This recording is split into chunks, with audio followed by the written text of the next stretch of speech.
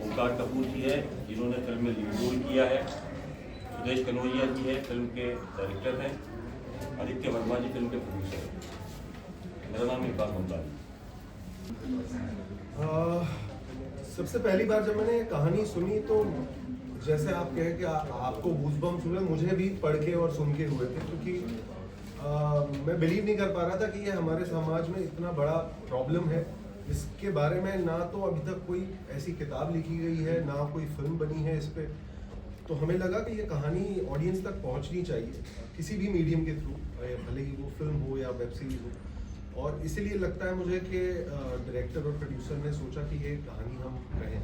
तो मेरे लिए चैलेंजिंग था, बिकॉज आप लोगों ने शायद मुझे थोड़ी रोमांटिक कॉमेडी जैसी फिल्मों में देखा है, लेकिन वही करने में शायद एक एक्टर को मज़ा आता है। तो मेरे लिए भी वो चैलेंज था और मज़ा आया मुझे। आपको इस किरदार में ढलने के लिए कितना समय लगा, क्योंकि आज तक आपने चॉकलेटी बॉय का ही किरदार निभाया है, तो मतलब कितना समय लगा? जी, थोड़ी बहुत प्रिपरेशन तो हर एक्टर को लगती है हर रोल के लिए। तो मेरे लिए भी कुछ 10 दिन के करीब मैंने डायरेक्टर के साथ और कुछ लोगों के साथ, जैसे इकबाल भाई हमारे साथ हैं, उनके बारे में आप लोग जानते ही होंगे।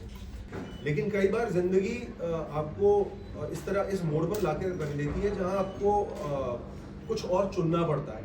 मुझे लगता है इस फिल्म में ये ट्रू इंसिडेंट्स पर बेस्ड है, लेकिन एक काल्पनिक कहानी उसके इर्द गिर्द बुनी गई है। तो इसे एक सत्यांश को एक बड़ा अपने सपने से बड़ा एक काम मिल जाता है, एक चीज़ मिल जाती है जिससे लगता है कि हाँ, जो मैं चाह रहा था वो तो मैं उससे बड़ा काम इस दुनिया में करूँगा। तो हर उस स्टूडेंट के, जैसे आपने कहा कि बीटेक मैंने किया है या कोई भी स्टूडेंट बीटेक करता है, तो हम ये नहीं कह रहे कि वो बीटेक उसने किया है तो उसे ये काम करना पड़ेगा। मैं कहता हूँ कई बार ज़िंदगी में अप्स डाउन्स आप जानते ही होंगे, हम सब की लाइफ में आते हैं। कई बार हम किसी और चीज़ की पढ़ाई करते हैं और हमें काम कुछ और करना होता है, लेकिन मुझे लगता है ऊपर वाला भी कोई आपकी डेस्टिनी लिख रहा होता है कि आपको इससे गुजर के ही आप वहाँ पहुँचो। तो शायद ये जर्नी की बात है। लावास्ते आपने ट्रेलर देखा है तो मुझे लगता है काफ़ी कुछ समझ में आया होगा कि लावास्ते नाम क्या है। पर फिर भी मैं बताना चाहूँगा कि हमारी फिल्म को जो मेन जो कैरेक्टर प्ले कर रहे हैं ओमकार कपूर जी, सत्यांश जिनका नाम है उसमें, तो वो एक ऐसी कंपनी में काम करते हैं जहाँ पे लावारिस लाशें उठाई जाती हैं। और एक संस्था है, उसका नाम है लाशों के वास्ते। तो जब ये वहाँ काम करते हैं तो उनको लगता है कि यार इसमें बहुत सारे लूप होल्स हैं। जब ये जाते हैं इनका दिल पिघल जाता है, या देखते हैं कि लावारिस पेरेंट्स हो जाते हैं, कभी कोई सड़क पे लावारिस हैं, तो उनके मन में ख्याल आता है कि कुछ ऐसा किया जाए कि हर किसी को जो है प्रॉपर एक अंतिम संस्कार मिल सके। तो वो आइडिया इनके दिमाग में रहता है, रात दिन बेचैन होते हैं फिल्म में, जैसे देखेंगे आप। और तब ये कुछ ऐसा क्रिएट करना चाहते हैं, और तब इनके दिमाग में ख्याल आता है कुछ ऐसा एक संस्था बनाई जाए जो सबके लिए हो। आपके पास पैसे हैं कोई फ़र्क नहीं पड़ता, नहीं है तो फ़र्क नहीं पड़ता, एक ऐसी संस्था बनाई जाए जो हर किसी का उसके धर्म के अनुसार अंतिम संस्कार करे। तो वो कंपनी बनाते हैं, इसका नाम है लावास्ते। आज तक कभी भी बॉलीवुड में इस तरीके की सब्जेक्ट की फिल्म नहीं है। और जो लाश के वास्ते के जो लोग हैं, हम लोग देखते हैं, आप कभी कभी निकलते इग्नोर करते हैं, तो जो लाश के वास्ते के लोग हैं वो भी उसी तरीके का काम कर रहे हैं समाज में, जिस तरीके से हमारी आर्मी हमारी सीमा पर खड़े होकर हमारे देश की रक्षा करती है। अब बात ये थी कि देखिए, ये एक तरीके से आप जीवन में, एक जीवन है आपका, जीना एक ही बार। तो मेरी जितनी भी जमा पूंजी थी, मैंने ये 2014 में इस विषय के बारे में सोचा, लेकिन मैं इंतजार करता रहा कि एक ना एक दिन इस सब्जेक्ट पर फिल्म बनाऊंगा।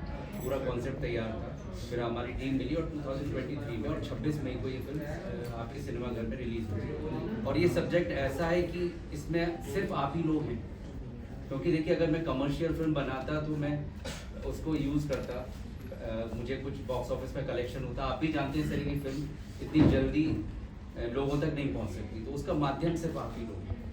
और मुझे कोई दुख नहीं है, जीवन एक ही है, मैं ऐसे कहीं जाता करता कुछ नहीं करता। इस फिल्म के माध्यम से मैं जन जन तक ये मैसेज पहुंचाना चाहता हूँ कि ऐसे बहुत से परिवार हैं सोसाइटी में कि जिनके माँ बाप यहाँ रहते हैं एक शहर में, उनके बच्चे उन्होंने इतनी शिक्षित कर दिया उनको, कोई दिल्ली रह रहा है, कोई बैंगलोर रह रहा है, कोई फॉरेन में रह रहा है, लेकिन वो फाइनली वो सब कुछ भूल जाते हैं वो बच्चे, और माता पिता एक तरीके से अकेले रह जाते हैं आखिरी समय। तो वो भी एक तरीके से लावारिस ही। इस फिल्म का उद्देश्य ये है कि एक यूथ और एक बुजुर्ग माता पिता और साथ ही साथ आपके जो एक छोटे बच्चे हैं, ये तीनों लोगों का एक पूरे तीनों लोग जाके इसको सिनेमाघर में देखें। रिलीज हो रही है 26 मई को, वो इस फिल्म को देखें। मतलब सोसाइटी को यहाँ जितने लोग बैठे हैं, मैं आपको प्रॉमिस करता हूँ जब आप थिएटर से निकलेंगे तो सबसे पहले आप अपने पेरेंट्स को फ़ोन करेंगे। बहुत लोग ऐसे हैं जो दिल्ली में जॉब कर रहे हैं, आपके पेरेंट्स कोई बरेली में है, कोई रायपुर में, कोई कहीं रह रहे हैं। मम्मी फ़ोन करती होंगी आपको रोज, पिता फ़ोन करते होंगे, लेकिन आप लोग फ़ोन नहीं करते। उस फिल्म को देखने के बाद आपको यकीन हो जाएगा ये फिल्म बहुत ज़रूरत थी इस समाज को। और जो घटनाएं हो रही हैं, कई पेरेंट्स जो लावारिस होते जा रहे हैं, हो सकता है इस फिल्म से देखने के बाद वो बच्चे अपने आप का व्यवहार अपने माता पिता के प्रति बदल। देखिए, सबसे पहले तो आप सभी का धन्यवाद, क्योंकि आपसे ज़्यादा बेटर कोई नहीं जान सकता है कि मैं एक जर्नलिस्ट रहा हूँ और हम और आप जिस तरीके से संघर्ष करते हैं सुबह और शाम समाज को बदलने के लिए, उस बुराई को किसी तरीके से ख़त्म करके लोगों को इंसाफ दिलाने के लिए, आम लोगों को। तो यही काम हमने 2020 में शुरू किया था। जब ये कोविड पीरियड शुरू हुआ तब हालात पूरे देश के लिए ऐसे हो गए थे, लेकिन पूरे देश में पहुंचना हमारे लिए मुश्किल था। तो हमने मुंबई से शुरुआत की। हमने 4-5 लोगों की टीम बना करके ये सोचा क्यों ना ऐसे परिवारों की मदद की जाए जो अपने लोगों की बॉडीज़ या अपने प्रियजनों की बॉडीज़ क्लेम करने के लिए डरते हैं। तो इसकी शुरुआत ऐसे हुई कि एक अस्पताल के अंदर हमने जाकर के पहले काम शुरू किया। तो हमारे लिए चैलेंजेस सबसे बड़े ये थे कि बॉडीज़ तो परिवार लेने के लिए आता था कोई, और कई लोग नहीं आते थे, तो हम उनकी मदद के लिए जाते थे। लेकिन हॉस्पिटल्स के पास एम्बुलेंसेस कम थी, प्राइवेट एम्बुलेंसेस बंद हो चुकी थी और प्राइवेट एम्बुलेंसेस के जो लोग थे वो बाहर आने के लिए डरते थे। एक बॉडी को लेकर के अगर किसी शमशान या कब्रिस्तान जाओ तो वहाँ कई घंटे लगते थे। उसकी वजह थी कि ट्रेडिशनल तरीके से सारी चीज़ें बंद कर दी गई थी डिस्पोज करना। जो भी था गैस या इलेक्ट्रिक मशीन्स का इस्तेमाल होता था। तो जब कतार रहती थी तो जाहिर सी बात है कि एक बॉडी एक समय के अंदर 2 घंटा देती थी, तो उसमें काफ़ी लंबा वक्त लगता था। तो जो बॉडीज क्लेम करने वाला परिवार भी होता था उसको कई घंटे जो है खड़ा रहना पड़ता था। तो हमारे दिमाग में एक आइडिया आया कि क्यों ना हम एम्बुलेंसेस प्रोवाइड करें। तो सबसे पहले हमने कई प्राइवेट एम्बुलेंसेस के लोगों से बातचीत की तो उन्होंने साफ तौर पर मना कर दिया हमें देने से। फिर हमने जिन ऐसी संस्थाओं के पास एम्बुलेंसेस थी जो डंप हो गई या वो पड़ी हुई है, उसको हमने टो करके मुंबई पुलिस की मदद के साथ कई दुकानें खुलवाई, कई मैकेनिक्स को हमने पकड़ा।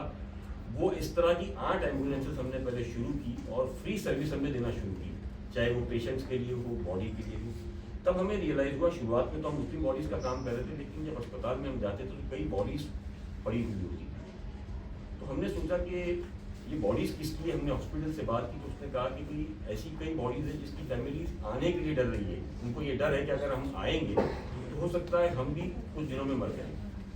तो हमने प्रपोजल रखा कि क्यों ना सर हम आपके सहयोग से इस बॉडी का अंतिम संस्कार करें। तो उन्होंने कहा अगर ये करते हैं तो बहुत अच्छी बात है। इसका डर दूसरा ये भी था कि कोविड जहाँ परेशान कर रहा था वहाँ अगर बॉडीज अस्पताल में पड़ी रहती है, उससे अगर महामारी फैलती है तो वो एक हालात कंट्रोल करना सबके बाहर की बात हो जाएगी। इन चीज़ों को लेकर के हमने पहले टीम बना करके ये काम शुरू किया और धीरे धीरे करके हमने पूरे मुंबई के अंदर 200 बच्चों की ऐसी टीम बनाई, 8 एम्बुलेंसेस। इस तरीके से ये काम शुरू हुआ था। आज जो आप फिल्म को देख रहे हैं, इसी तरीके के बाद में हमने जब ये कोरोना काल खत्म हो गया तो हमारे को ये रियलाइज़ हुआ कि कई ऐसी बॉडीज़ जो है